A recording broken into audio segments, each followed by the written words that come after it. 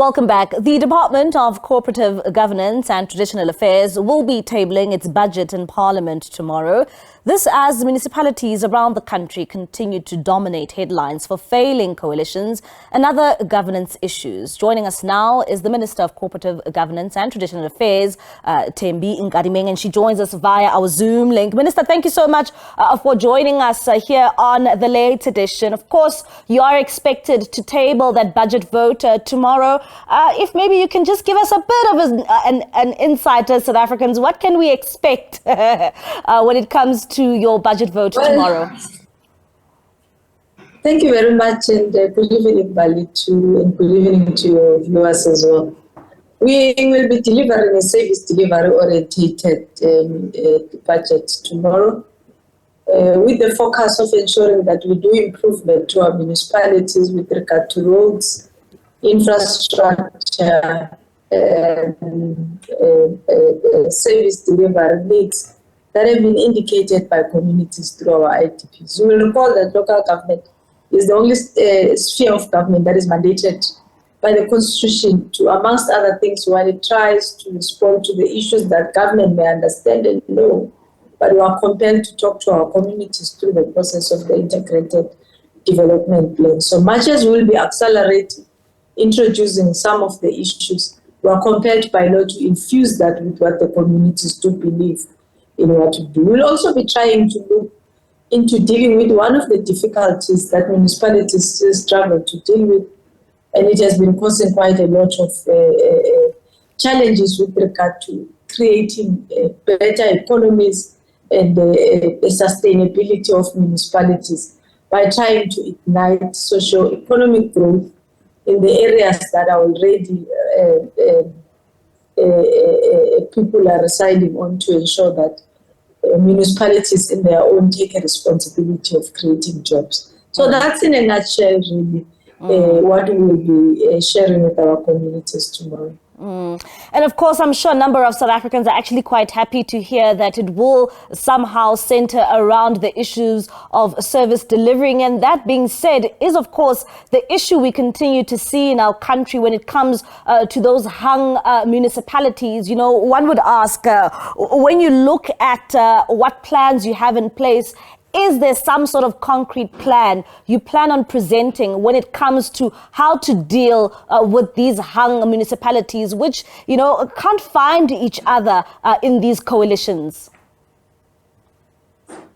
Well, yes, Mbali, we are going through a route of proposing some amendments to our legislation. One, introducing a threshold on how many seats you need to have to be able to be a representative of council, to make sure that coalitions are manageable. But we must also emphasize that the system of South Africa, by its very own nature, it's a multi-party governance system. So it's not that coalitions one should be against, but we need to find a way of how we best maximize representation of people as the opinion of what their communities, because remember, everyone goes to sit in council because he or she has been elected by the resident of that particular community. But we then need to put parameters on what we need to do. For example, we need to legislate the IDP and make it mandatory. Once it has been approved through the government processes and systems, even if it's a mayor who changes, it's Thembi Mbali, the promise that has been given to the people can't be changed willy-nilly by the fact that there's a man or a woman who has been changed to be the lawyer. They must publicize the agreements that the coalition has, but the agreements must be mandatory and be legal themselves. We currently are sitting with agreements as COGTA, but they are not mandatory. Tomorrow there's a motion of no confidence in the city of in Nelson Mandela Bay. There has been a motion of no confidence in Tshwane, in Guruleni, in Johannesburg. We actually wake up to a new mayor on almost every second, third day, and we need to try and stabilize to ensure that that happens. But we also need to make sure that we need to open a window of how people can hold their councillors accountable beyond the IDP and the report back processes, which means we are looking into something like the Public Service Commission, but we're looking into local government commission. Where do you complain as a resident, when you know where you are staying, they have appointed a person who does not meet the requirement in your municipality. In the public service, you complain to the Public Service Commissioner at Somalia. In local government, you've got nowhere else to go. You know, if you don't have money, possibly to go to court or to go to the public protector, but you need local government commissioners who will be seized with maintaining and looking at the 257 municipalities on a day-to-day. And then we'll make sure that there are those terms and references. Unfortunately, we may not be able to regulate the relationships because some of the coalition's challenges are as a result of relationships. Maybe I haven't greeted you this morning and you think, she comes from the big party and she doesn't even greet the minority party, therefore I'm pulling out, I'm going to work out with others. So it does help to ensure that we legislate, and that's the route in which we are going into. And Minister, you've just, given us examples of the problems which we see in municipalities, i.e. tomorrow we see that there is a motion of no confidence in the Nelson Mandela Bay. You've also just told us when it comes to Gauteng, the amount of motions of no confidence we have seen in these municipalities. In a nutshell, what do you make of the current coalitions in which we are seeing in this country, and of course, which have often led to so much instability in municipalities? It's political immaturity of ourselves as public representatives and politicians in South Africa. And it's something that we need to graduate and learn and be more cooperative with one another. Because we also need to understand that outcome of elections is how people have voted. So we do not place ourselves where we are, but we have been placed by the people who had confidence, but whatever we produced or we promised them, we will deliver. So in most of these instances, it's more about lack of maturity, that I'm not going to respect Mbali, and Mbali is not going to respect him being returned, and therefore we don't care about the rest. So if there is maturity, there's quite a lot that as adults we need to understand that there are areas in which we need to be able to say, yes, we can agree on this one. And on those ones where we don't agree, you don't throw the baby with the bath, but you work and continue harnessing the relationship to ensure that you're able to agree and deliver. So in coalitions today, there's stagnation. Budgets are provided, service delivery does not happen because councillors fight to an extent of not even approving a budget to service the very same people who have voted for them in office. And that can only be a higher sense of immaturity, which even puts us into the level where we don't even want to put those who've put us into office and give them their birthright of a country, which says water is life, sanitation is dignity, there's sewer running down their streets, there's waste in all their corners, there are no services provided, but there's no money being spent. And you speak about this political immaturity, which you are saying that is the reasons why we continue to see this instability in so many of our municipalities, Minister.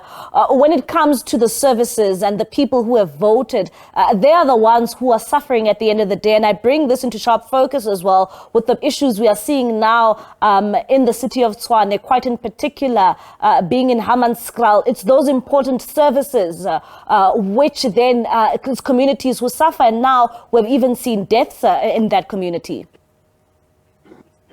Well, that's the point, and it's sad, and their soul rest in peace. And the number does look like it's continuing to rise. We are standing now at about 22, and one death is one too many.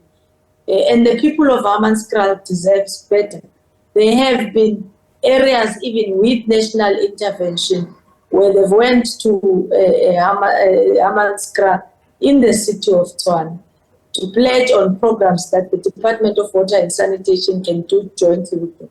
But unfortunately, with the structure of the legislation that we have, without the approval of council, some of the programs, even if I am willing, even if Minister Mtumi is willing, even if Minister Kubai is willing to build the RTP house in an area, without a council approval, you will not be able to do that. The law says you can't act without the approval of the fiduciary responsible structure, which is council in this instance, to come and deal with the powers that they have. And in most instances, we do see such stagnation,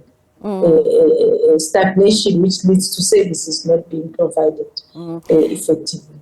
And Minister, services often lead to the budgets of municipalities and the finances of the municipalities. There is money being spent here. I don't know if you saw a report just coming out yesterday saying that at least only 2 of our municipalities were actually, rated as 2 of the best in the country when it comes to managing finances. Will you be looking at ways of also holding municipalities accountable for the kinds of monies that are allocated to them and that they spend, but when you look at the services on the ground, people have no services, but there's money being spent here? Well, yes, financial management and institutional capacity is one of the key areas that we look into. One, you look into why a municipality is dysfunctional and it's not operating properly.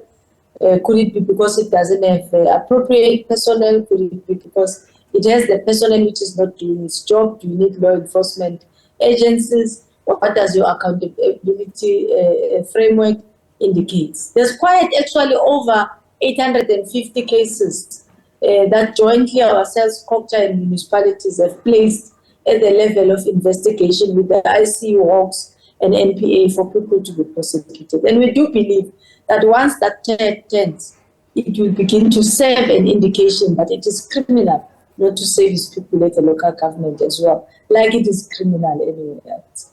But then secondly, we also look in terms of trying to build resilient institutions or resilient municipalities that by their very own nature will be able to plan properly, will be able to outline the needs of the people properly, will be able to apportion the budgets appropriately and spend them in an accountable manner.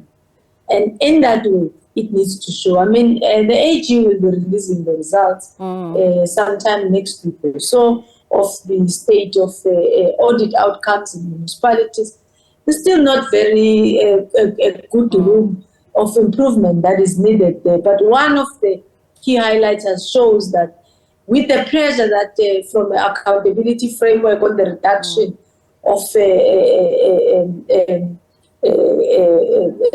utilizing of business people or service providers, consultants, as we always know, in putting up of books or non-submission of books, we've been able to declare all those municipalities and demand that their submission. So we've increased to around a 90% area. Now we need to deal with the quality of what is written in that book. You have been given this amount of money, what have you done about it? And it shouldn't end there. If you say I've built the road, you must take us into that road and we assess the quality of that road. So we need to move now beyond the performance, beyond the spending, but match the spending with the performance so that you as a resident remain with quality on what your budget and your public funds will have been spent for. Because ultimately, this is the money for the public to serve the public. And Minister, of course, we know that there is this framework to solidify these coalitions, which is currently underway. We've heard from the Deputy President that we should expect that framework to be heard in 2 weeks' time or 2 months' time, rather. What are the highlights you can take away from that framework that will provide some sort of stability in the country? Well, quite a bit have been shared because you will recall, as the Deputy President has indicated, we started with the framework last year. We actually even took our political parties into some countries which have got experience on coalition, Denmark, Germany, as political parties of South Africa, so that they can go and learn firsthand. Denmark has been in coalition for over 100 years, and they are running a country beautifully, and we need to learn from those. And the learnings have also fast-tracked the understanding of our political leaders as well. We will, for example, be introducing thresholds in municipalities. Currently, even if 10 people vote for you in a ward and only 2 vote for me, you are the winner. There's no threshold of how many votes you need to receive to be able to be deemed a public representative of a particular community. I mean, you can't manage in the city of eThekwini, for example. They've got 24 different parties to run one municipality.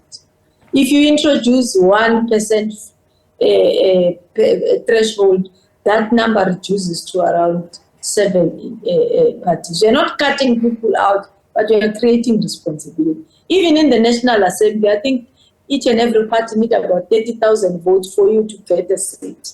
So you can't be voted by 2 people and say, I'm a member of parliament. People voted for me, therefore I'm a representative. So we're trying to deal with that. And I think we are in agreement. Yeah. And secondly, we want to legislate the agreements themselves. We want to legislate the ITP, which is a ticket of service delivery. So that if there's a mayor, we want to legislate even the number of what could be the key areas of what we will call for a motion of no confidence. We can't have a motion this week and a motion next week and a motion the week after next, and we are perpetually in motion of no confidence. And the motions are not based on service delivery, but they are based on, there's a swing of numbers.